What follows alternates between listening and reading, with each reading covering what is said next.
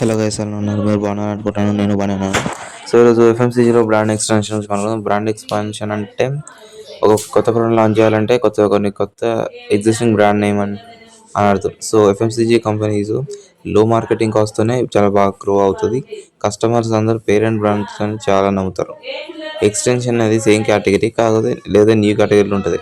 Example Dove shampoo and body వాష్లోకి extend అవుతాం.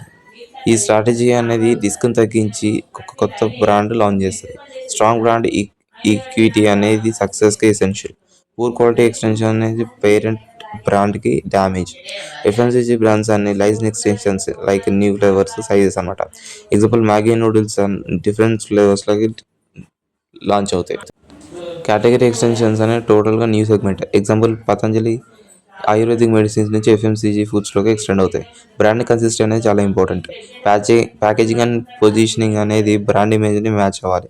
Pricing అనేది ఖచ్చితంగా కస్టమర్ ఎక్స్పెక్టేషన్స్కి రీచ్ అవ్వాల్సిందే, అంటే అలైన్ అవ్వాల్సిందే. డిస్ట్రిబ్యూషన్ అనేది పెనట్రేషన్ ఫాస్ట్గా సపోర్ట్ అవ్వాలి, స్ట్రెంత్ అవ్వాలి. అడ్వర్టైజింగ్ ఎగ్జిస్టింగ్ బ్రాండ్ రీకాల్కి లివరేజ్ అవ్వాలి. కన్స్యూమర్ రీసెర్చ్ అనేది ఎక్స్టెన్షన్ బిఫోర్ ముందు చాలా క్రూషియల్. ఓవర్ ఎక్స్టెన్షన్ కస్టమర్స్కి కన్ఫ్యూజ్ అవుతాయి. సక్సెస్ఫుల్ బ్రాండ్ ఎక్స్టెన్షన్స్ అనేది మార్కెట్ షేర్ అండ్ ప్రాఫిటబిలిటీని ఇంక్రీజ్ చేస్తాయి. సో ఇది గైస్ ఈరోజు వీడియో. రేపటి వీడియో మళ్ళీ రేపు కలుద్దాం.